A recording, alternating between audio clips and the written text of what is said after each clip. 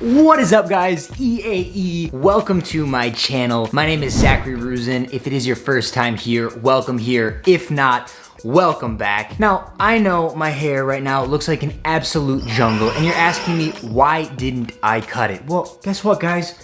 We're in quarantine still, so cut me a little slack. I'm like Justin Bieber 2009, Tarzan 2000, whenever that movie came out. I don't know, just go easy on me. Now I know why all you guys clicked on this thumbnail, and it's because of my super cute thumbnail, but also because my girlfriend is the most beautiful woman in the world. Today, we are gonna be getting into those juicy things about our first date that I know you guys want to hear. You know what, I'm gonna give them to you. I'm gonna give you a little bone here. I'm gonna give the people what they want here. How did it all start? How did the romance kindle? How did we start the flame that ignited? As it always happens, we met on a ship cruising through the ocean. She looked, I looked. We saw each other. Wait, no, that's Titanic. Okay, no, it started with a dating app because it's 2020, and let's be honest, that's what we were all doing. Come on. I don't really know which app's best. I mean, I know I was using Tinder. I had downloaded the Tinder app. I was swiping through.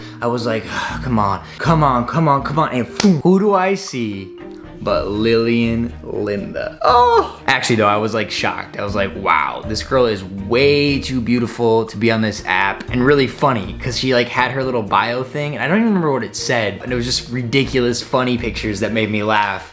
And so that honestly is why I decided to send her a message, because I was like, oh, this person is really funny and I want to date somebody that's really funny. I remember getting on the app. I obviously don't have the app anymore, or I would love to see what I text her. I wonder if she knows what I sent her, what message I sent her. But I definitely sent the first message because, you know, I was being like the guy that was like, ooh, I'm gonna be chivalrous. But I knew I didn't want to stay on the app that long, and I wanted to meet her in person. So I ended up asking her if she would go to Redondo Beach with me. It's kind of like a fishing community where boats can kind of come up, and there's a bunch of bars on the pier. You can just get drinks, and there's a huge boardwalk that goes out, but it's not as busy as Santa Monica or a place like that. Don't have each other's number at this point. We're just going through the app. I tell her the time, I tell her where to meet. So I drive my car there and I park, and I get out and I'm walking, and I walk where I told her to meet us, which is like right at the front of the boardwalk. So I'm sitting there and I'm waiting, and my first thought was like, oh, thank God, like she looks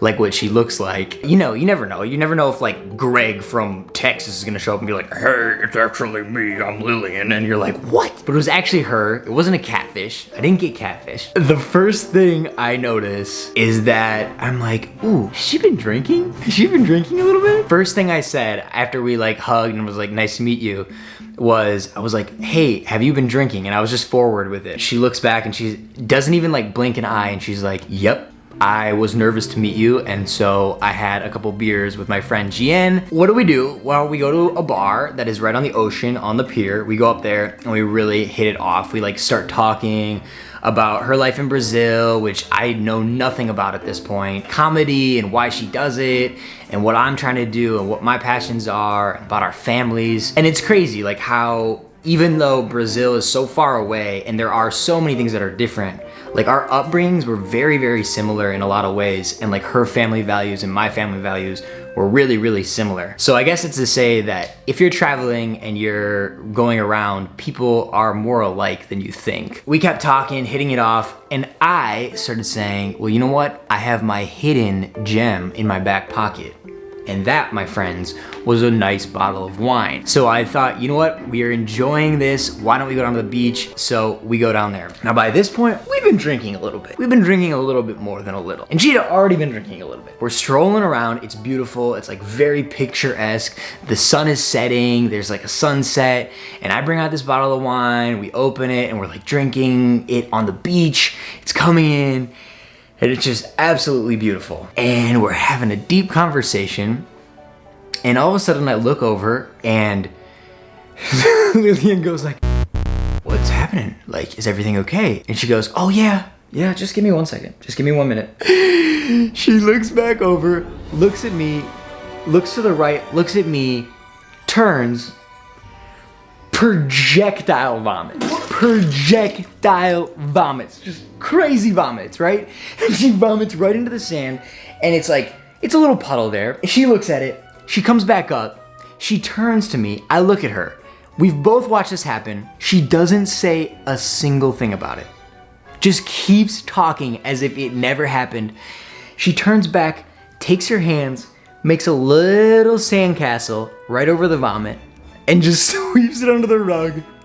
And we don't mention it the rest of the night. Fast forward, as all good dates probably go. Talking, I'm leaning in more, and I kiss her after she's thrown up in the sand. So that was the beginning of our date. So it was getting pretty late, and I knew I needed to get her back to her hotel. She wasn't feeling her best. And so I walk her to the car, we get in the car, I close the door. She falls asleep on me. She just legitimately falls asleep on me. Like, out cold. And I'm like, Lillian, are you awake? So I'm driving and I think I'm gonna be really cool, and I'm like, oh, you know what? I'll look up Portuguese music, even though I have no idea what that even means or what that is, but I'll put on Portuguese music so she thinks that I like understand culture and whatnot. So I go on and I like click what I think is Portuguese music and I play it. And all of a sudden, Lillian just looks up, looks over at me and says, hey, this music is Spanish. And then goes right back to sleep. What is this? I get her back to the hotel. I give her one last kiss and make sure she makes it to the door of her hotel.